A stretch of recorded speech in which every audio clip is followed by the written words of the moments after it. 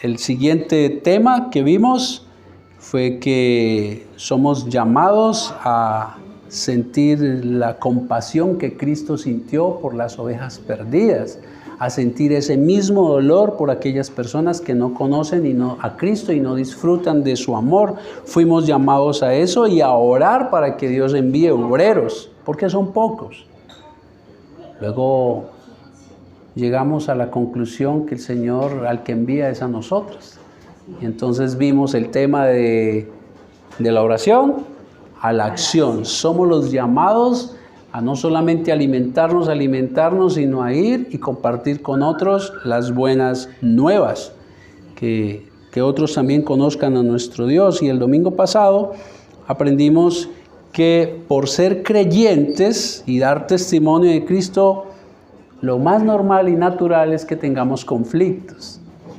Conflictos no con las personas en sí, sino son conflictos de conceptos, y que la Biblia nos enseña que generalmente esos conflictos arrancan en casa. Que en la época de Cristo hubo una gran persecución, pero que hoy también en algunas zonas y países, pero que no es lejano, también a nuestro país. Eso va a llegar. De hecho, hay algunos sitios de Colombia donde, por ser cristiano, y lo veíamos la vez pasada, ya se tiene persecución, queridos. Ahora, mantenernos en santidad, apartados del pecado, sentir compasión, la misma de Cristo, ese dolor por los perdidos, ir y predicar a todo el mundo, ser leales al Señor a pesar de las contradicciones que tengamos, de los conflictos que se nos puedan presentar, y además vivir las diferentes circunstancias difíciles que cada uno vive en su vida, pues sin duda alguna no es tarea fácil, ¿verdad? No es nada fácil. Ahora, como dijo el apóstol Pablo, yo quiero repetir sus palabras: ¿quién es suficiente para esta tarea? En otras palabras, ¿quién es la persona adecuada para semejante tarea de vivir la vida cristiana? ¿Hay alguien en este lugar que se crea capaz de vivir la vida cristiana como Dios espera? Ninguno es suficiente. Nadie es capaz de vivirla. Ninguno, sin duda alguna. Afortunadamente estamos en las manos del único Dios que nos ama, que nos protege y que prometió: nunca te dejaré, nunca te abandonaré. Y en el último capítulo del libro de Judas dice que nos guardará hasta el fin, hasta que nos encontremos con Él. Hoy veremos que el creyente siempre está en comunión íntima con Dios. El creyente siempre está en una comunión íntima con Dios, y ello es lo que nos capacita para ahí sí poder vivir la vida como se debe vivir. La plenitud de la Trinidad habita en nosotros y es quien nos ayuda a vivir como verdaderos discípulos. Para eso, como les dije, vamos a estar en el capítulo 14, pero antes de que vayamos al versículo que compete, vamos a mirar las circunstancias que estaban pasando para que podamos comprender el mensaje de hoy. Apenas arranca el capítulo 13, está Jesús reunido es jueves por la noche, antes de su crucifixión, y está reunido con sus discípulos. Aún todavía estaba Judas con ellos, y está en el aposento alto tomando la última cena. Pero Jesús ya ha venido comentándoles a ellos que Él va a morir y que ya no va a estar con ellos. Frases como: yo me voy, a donde voy ustedes no pueden ir, capítulo 8. Frases como: ha llegado la hora para que el Hijo del Hombre sea glorificado, capítulo 12. Uno de vosotros me va a entregar. También comentó el Señor: aún estaré con vosotros un poco de tiempo, me buscaréis, pero a donde voy ustedes no pueden ir conmigo. Todo esto estaban recibiendo estos discípulos que estuvieron con Él en una relación íntima durante 3 años. Él no estaría más con ellos. Ya no los acompañaría su maestro, ya no los acompañaría su proveedor, ya no los acompañaría aquel que les viene diciendo durante 3 años y demostrando que Él es el Mesías anunciado desde el Antiguo Testamento. Ya no va a estar con ellos. El que ellos confiaban iba a restaurar el reino de Israel. Esta noticia sin duda alguna les causó gran temor. Jair, ¿y usted por qué sabe? Capítulo 14, versículo 1. Le dice el Señor a ellos, no se turbe vuestro corazón. No se angustien. Creéis en Dios, creed también en mí. No dejen que su corazón se les llene de angustia. La pregunta es, ¿usted ha vivido tiempos de angustia en su vida? ¿Ha habido tiempos angustiosos? En la vida tenemos situaciones tan difíciles que arrugan nuestro corazón, nos llenamos de angustia, pensamos que solo no vamos a poder salir de aquella situación, todo lo vemos oscuro, nos vemos abandonados, aunque seamos cristianos.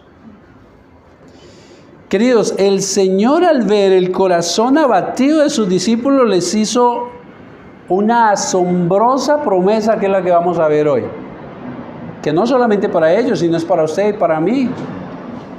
Si somos verdaderamente creyentes.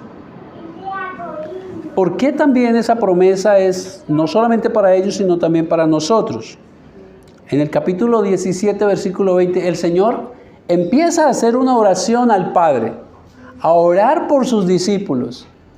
A los que me diste a ninguno perdí, solo el que era de perdición. Pero dentro de eso le dice lo siguiente en el versículo 20. No ruego solo por estos, por sus discípulos, sino también por los que han de creer en mí por la palabra de ellos. Ahí estaba usted en la mente de Cristo. ¿No es maravilloso?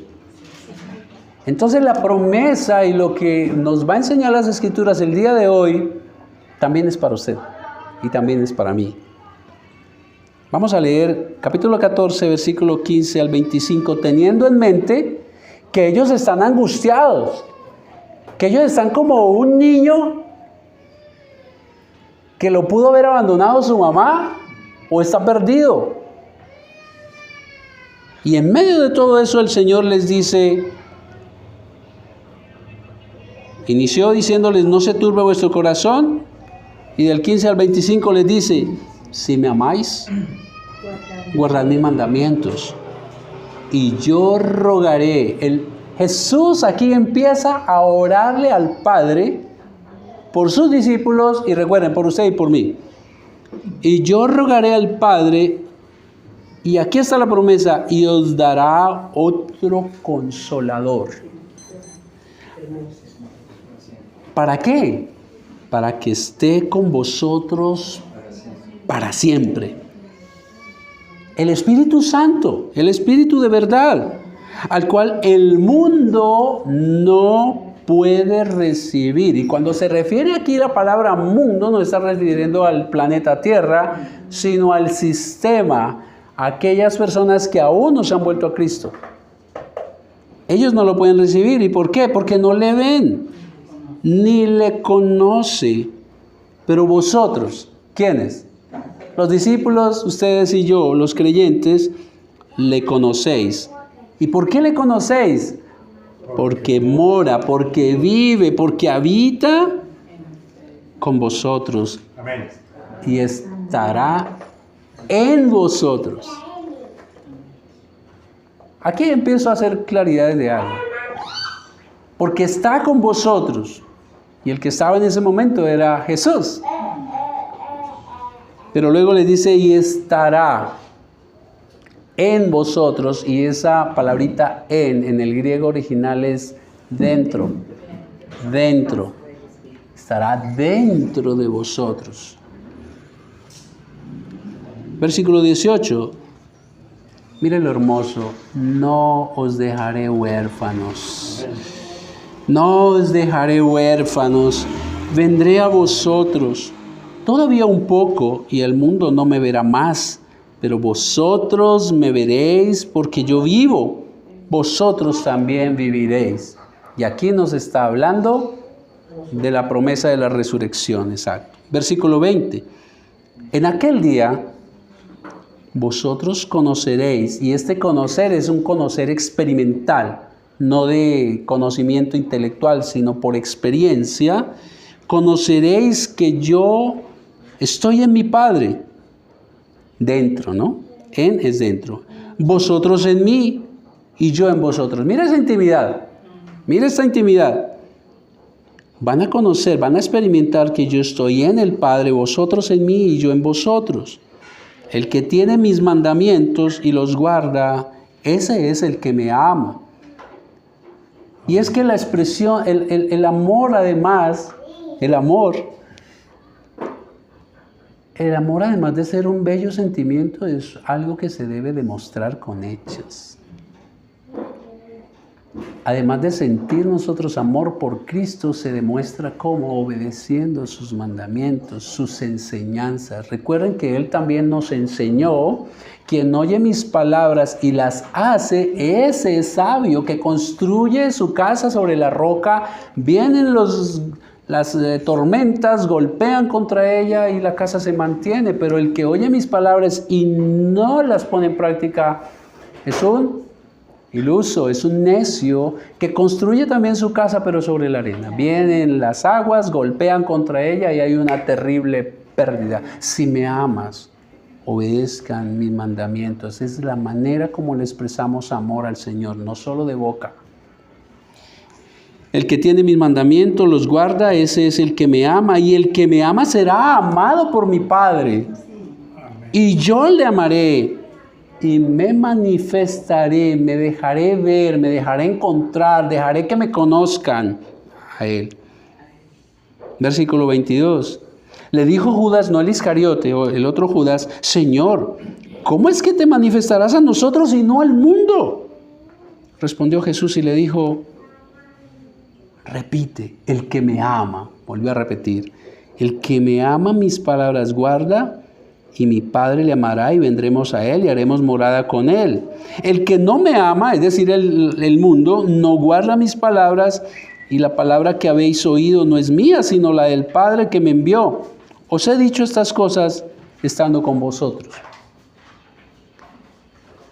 Y lo que aquí quedaría una frase allí implícita es para que cuando no esté ustedes confirmen que lo que estoy diciendo será todo un hecho. Queridos,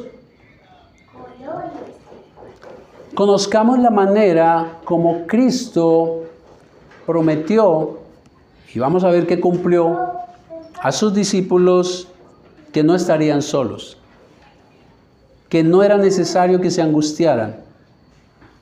La manera como el Señor levantó sus ánimos y su fe. Y la primera forma en que Él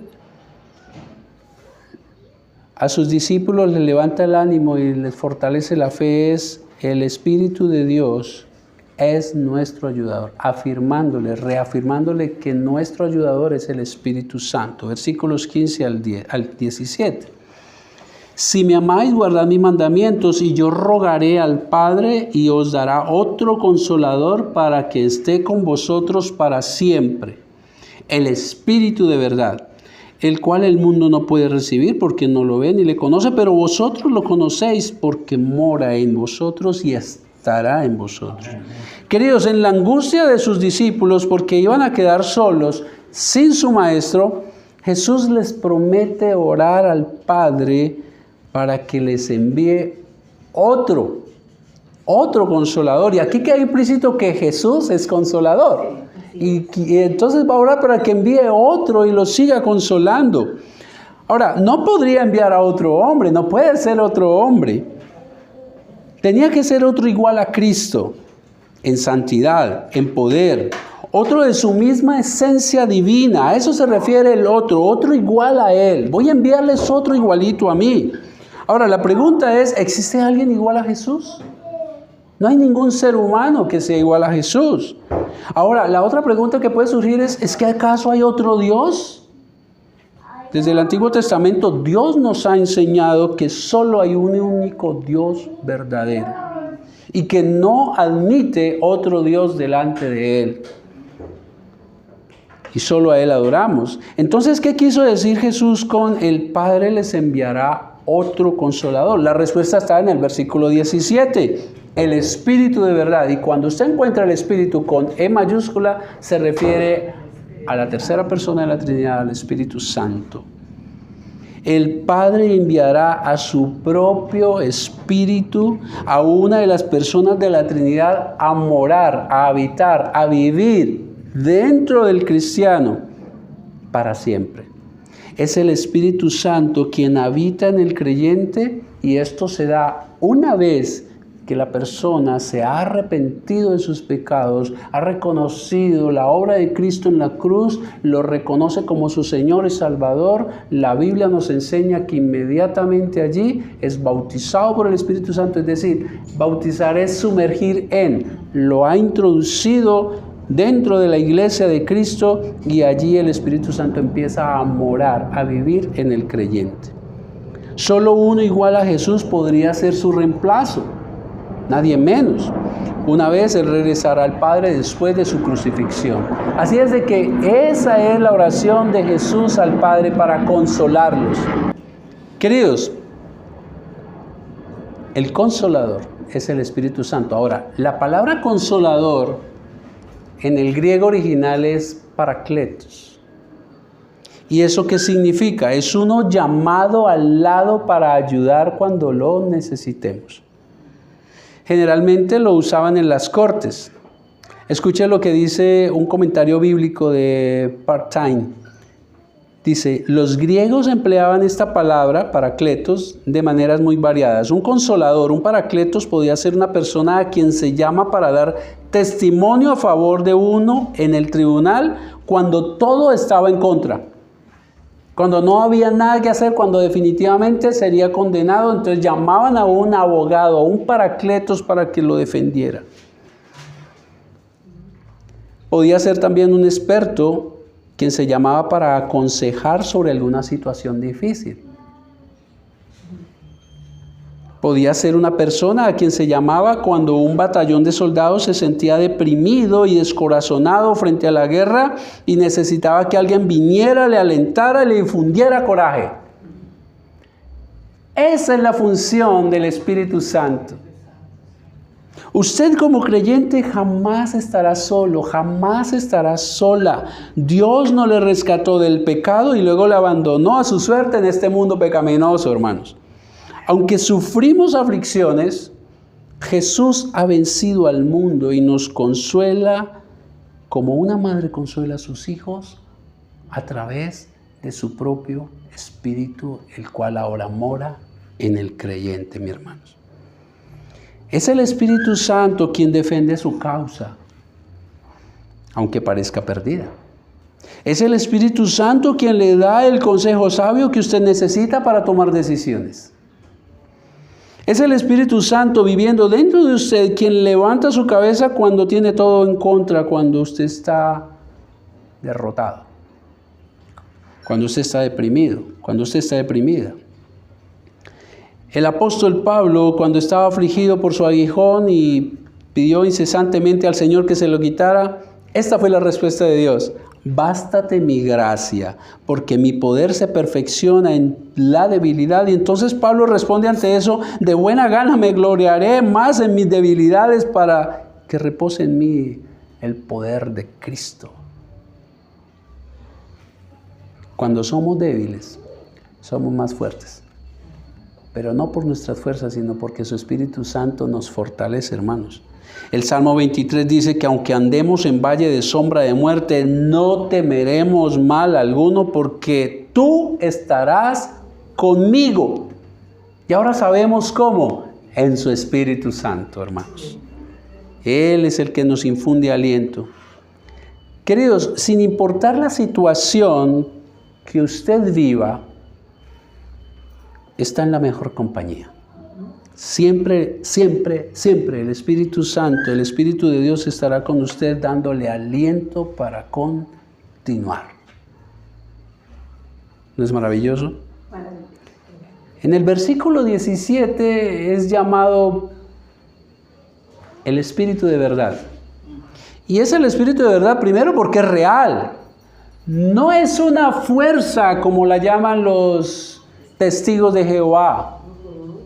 Es una persona. Es la tercera persona de la Trinidad. Es verdad, es real. Pero también es verdad porque el Espíritu Santo es el que le lleva a conocer la verdad y a comprender la verdad que está en las Escrituras. Recuerden que el texto nos dice que el mundo no le puede ver y no se está refiriendo a verlo físicamente. El mundo no le puede conocer porque aunque lea las Escrituras no tiene el Espíritu Santo que le da el entendimiento de las Escrituras. Yo quedé atónito cuando por primera vez escuché que hay teólogos que son ateos. Un teólogo es el que estudia a Dios, sí, claro, y sin embargo no puede creer en Dios, porque como Pablo antes de ser apóstol, sus escamas, y como usted y yo también la tuvimos, hermanos. Es el Espíritu de verdad porque le lleva a toda verdad, y conoceréis la verdad y la verdad os hará libres, libres del pecado, libres de toda obra, porque sin obras, ¿quién puede agradar a Dios? No, somos libres absolutamente de todo eso. Escuchen las palabras de mi Señor, de nuestro Señor ahí en la oración al Padre. Le dice al Padre, santifícalos en tu verdad. Tu palabra es verdad. El Espíritu Santo es el que nos santifica a través de la palabra, es el que nos lleva a ir limpiando de pecado. Es el que nos sostiene en santidad, hermanos. Si usted estudia la palabra, por supuesto. Querida iglesia, el Consolador que Dios Padre nos dio es una expresión de su amor. Esto dijo el apóstol Pablo en Romanos 5:5. Y la esperanza no desilusiona, porque el amor de Dios ha sido derramado en nuestros corazones por medio del Espíritu Santo que nos fue dado. Es una expresión de amor, es un regalo de Dios, es su amor en su corazón, hermanos. Pero la segunda manera como Cristo levanta el ánimo de sus discípulos es asegurándoles que nunca los va a abandonar. Jesucristo, Dios Hijo, promete nunca abandonarlos. Versículos 18 y 19. Dice el Señor Jesús, no os dejaré huérfanos. Tremendo, parece una paradoja porque ya viene diciéndoles que se va a ir. Ahora les dice, nunca los dejaré huérfanos. Vendré a vosotros todavía un poco y el mundo no me verá más, pero vosotros me veréis, porque yo vivo, vosotros viviréis. Queridos, los discípulos habían abandonado todo por seguir al Maestro. Muchos abandonaron sus empresas, muchos abandonaron sus trabajos, inclusive sus familias por seguirlo a Él. Vivieron una relación íntima, estrecha con Él durante 3 años y ahora un sentimiento de abandono como un huérfano es el que invade sus corazones. Jesús ya les dijo que el Padre les va a enviar el Consolador, pero ahora les está asegurando una promesa personal. No les dejaré huérfanos. Ya les prometió que vendrá el Espíritu Santo, pero ahora le dice, y yo también estaré con ustedes, no les abandonaré. Promete que Él mismo no les va a dejar. Queridos, los huérfanos junto con las viudas en aquella época, cuando moría el padre, sufrían bastante. Quedaban desamparados, económicamente muy mal, muchos de ellos terminaban mendigando, eran abusados y no había quien los protegiera. Así se sentían ellos y Jesús sabía que así se sentían. No sé, pero ¿alguna vez usted se ha sentido abandonado? ¿Alguna vez ha vivido el abandono? Tal vez la persona que debía protegerle no lo hizo. Queridos, Los hombres cuando abandonan a sus esposas también abandonan a sus hijos y sus responsabilidades económicas. Los hijos abandonados quedan con un vacío tan enorme que inclusive cuando son adultos tienen problemas. Y me refiero a abandono no solamente físico, porque hay padres que viven en la casa pero están lejos de sus hijos. Yo creo que todos en algún momento hemos vivido el abandono. Y el Señor les dice, no los dejaré huérfanos, vendré a vosotros. Es la promesa del Señor Jesús. Ahora, podríamos pensar que la cumplió con sus primeros discípulos cuando resucitó y estuvo con ellos 40 días. El tema es que se volvió a ir. Entonces no se estaba refiriendo a ello, ¿verdad? Ahora, ¿cómo es que promete no abandonarlos jamás entonces, si Él también está sentado a la diestra del Padre, según nos dice Romanos 34? El Señor les dice en Romanos 8:9 lo siguiente, el apóstol Pablo, pero vosotros no vivís según la carne, sino según el Espíritu, si es que el Espíritu de Dios, el que ya les prometió, mora en vosotros. Pero escuchen lo que sigue diciendo Pablo, si alguno no tiene el Espíritu de Cristo, no es de Él. Lo quiero repetir para que lo tengamos claro. Pero si vosotros no vivís según la carne, sino según el Espíritu, si es que el Espíritu de Dios, refiriéndose a Dios Padre, mora en vosotros. Pero ahora les dice otra cosa adicional. Y si alguno no tiene el Espíritu de Cristo, no es de Él. Conclusión, el Espíritu Santo es el Espíritu de Dios, es el Espíritu de Cristo. Es el mismo Dios, queridos. Jesús, Dios Hijo, también vive en usted mediante el Espíritu Santo. Usted no es un huérfano, usted no es una huérfana. Usted tiene quien le proteja. Usted tiene quien le consuele. Usted tiene no solamente quien le consuele, sino quien le brinde aliento, aunque le hayan abandonado. Usted no está solo. Usted no es un pobre huérfano, usted no está abandonada. Tiene a Dios Todopoderoso que le ama y está pendiente de suplir todas sus necesidades, inclusive las materiales básicas. Porque bueno, está bien, nos da aliento, pero estoy mal económicamente. Pero escuchen las palabras del mismo Señor Jesús en Mateo 6, 25 al 34, nueva versión internacional. Por eso les digo, no se preocupen por su vida, qué comerán o qué beberán, ni por su cuerpo, cómo se vestirán. ¿No tiene la vida más valor que la comida y el cuerpo más que la ropa? Fíjense en las aves del cielo, no siembran, no cosechan, ni almacenan grano, y sin embargo el Padre Celestial las alimenta. ¿No valen ustedes mucho más que ellas? ¿Quién de ustedes, por mucho que se preocupe, puede añadir una sola hora al curso de su vida? ¿Y por qué se preocupan por la ropa? Observen cómo crecen los lirios del campo. No trabajan ni hilan, y sin embargo les digo que ni siquiera Salomón, con todo su esplendor, se vistió como uno de ellos. Si así viste Dios a la hierba que hoy crece en el campo y mañana se quema en el horno, ¿no hará mucho más por ustedes, gente de poca fe? Queridos, y concluye con lo siguiente, los paganos andan detrás de estas cosas, pero su Padre Celestial sabe que las necesitan. Mis hermanos, no tenemos que preocuparnos, no somos huérfanos. Tenemos quien nos levante, quien nos fortalezca y quien supla nuestras necesidades. Ahora, ante la preocupación que tenían los discípulos por el anuncio de la muerte de Jesús, ya tenían dos promesas importantísimas y con eso bastaría. El Espíritu Santo morará en ustedes y yo no los dejaré, porque a través del Espíritu Santo también Dios Hijo estará con ustedes. ¿Qué más se necesita para estar tranquilos? Sin embargo, el Señor les hace otra promesa. Otra promesa que reaseguraría y reasegura que usted y yo en el transcurso de la vida andemos confiados en Él. Y ese es el tercer punto. Dios Padre también mora en el creyente. Ya nos manifestó que mora el Espíritu Santo Dios Hijo, y ahora también va a prometer que el Dios Padre también mora en el creyente. Versículo 23. Pero voy a leer desde el 20.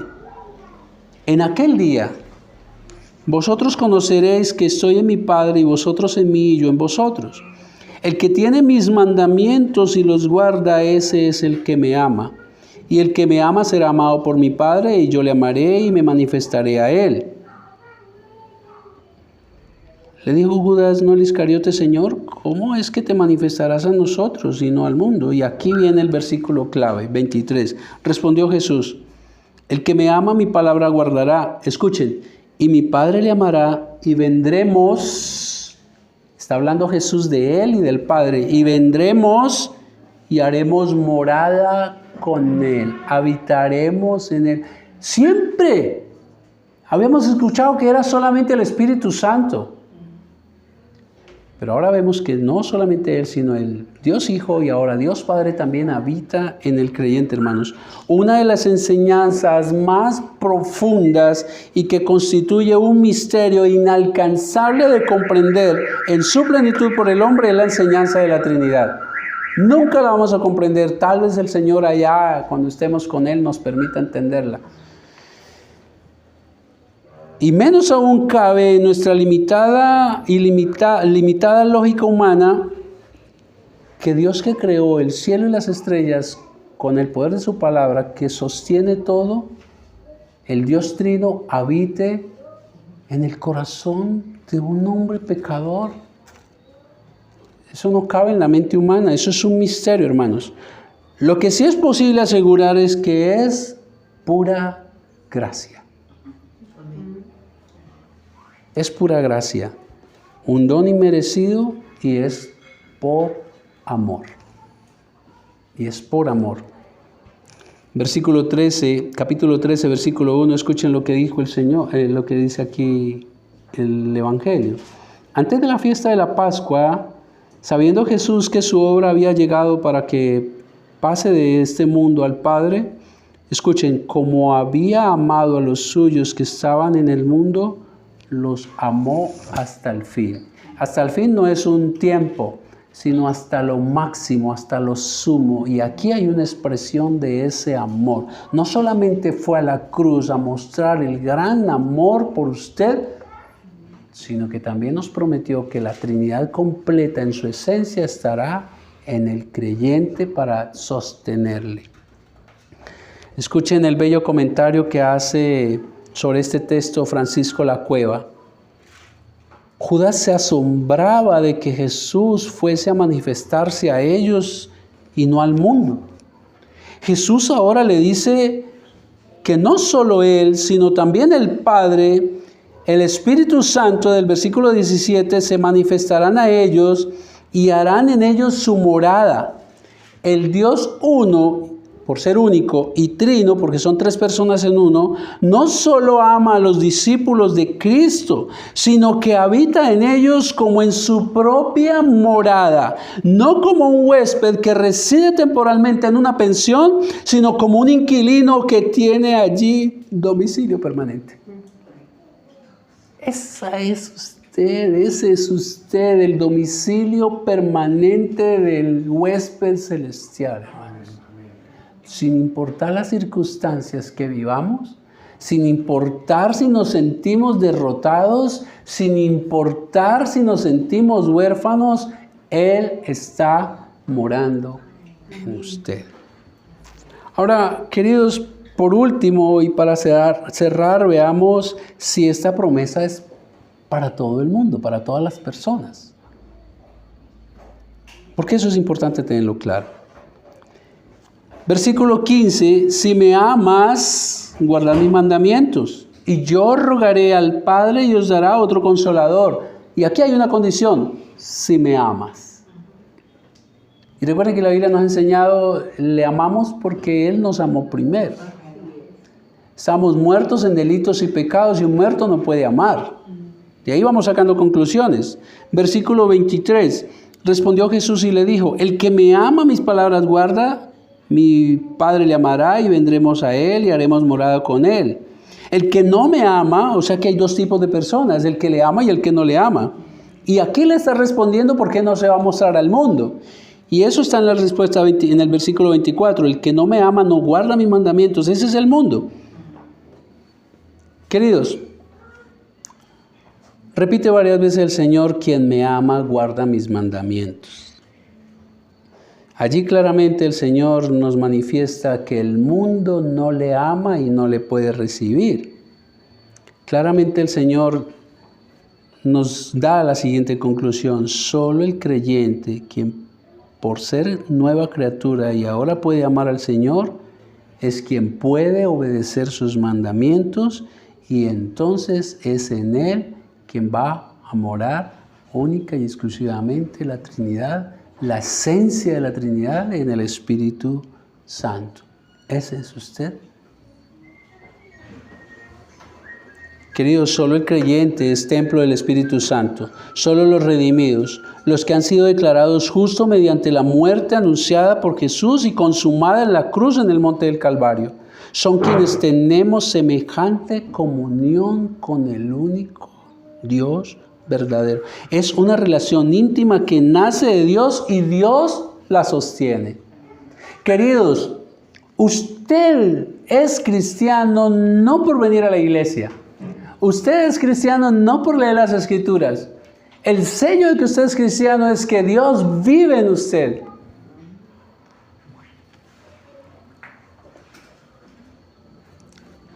La pregunta es, ¿necesitamos más argumentos para ser fortalecidos en la fe?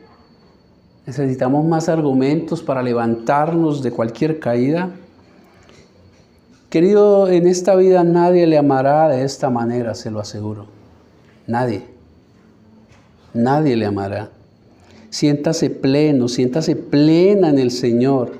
Aunque todo el mundo le abandonare, aunque todo el mundo le aborrezca, tiene el amor más importante que nunca le fallará, que nunca le abandonará. El amor de Dios, la plenitud del Dios Trino vive en usted mediante el Espíritu Santo. Pero surgen más preguntas, y es, ahora que usted sabe quién es su inquilino permanente, ¿cómo se siente? Ahora que sabe que la plenitud de Dios vive en usted, ¿cómo va a vivir de ahora en adelante? Ahora que sabe que el Espíritu Santo vive en usted y en Él toda la Trinidad, ¿en quién va a confiar? ¿A quién va a acudir? ¿Se va a comprometer a vivir en la libertad que nos ha dado y de seguir llevando el mensaje? Pero también hay otra pregunta aquí.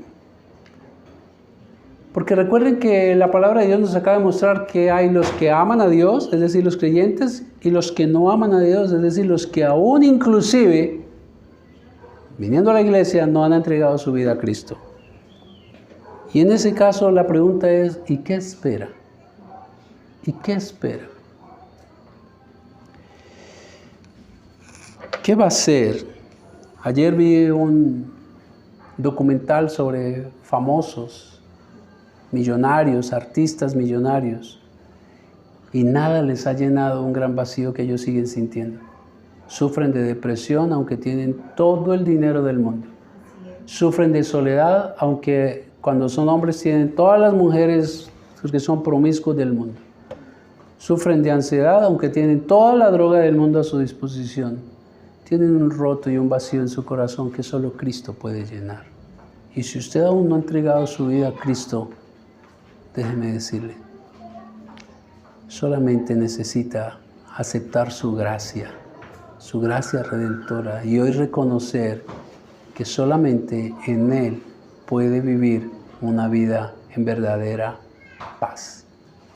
Pero hay una tercera persona a la cual me voy a referir, y es el creyente que se ha alejado, el creyente que ha permitido que las circunstancias le enfríen, el creyente que ha dejado que las circunstancias le derroten y bien por ignorancia o bien por no querer hacerlo, no ha reconocido que todo el Dios está a su favor y vive en usted. Así es que vuelva a Cristo comprometido a seguir adelante. Nunca te dejaré, nunca te abandonaré. Es la promesa del Señor y la ha cumplido.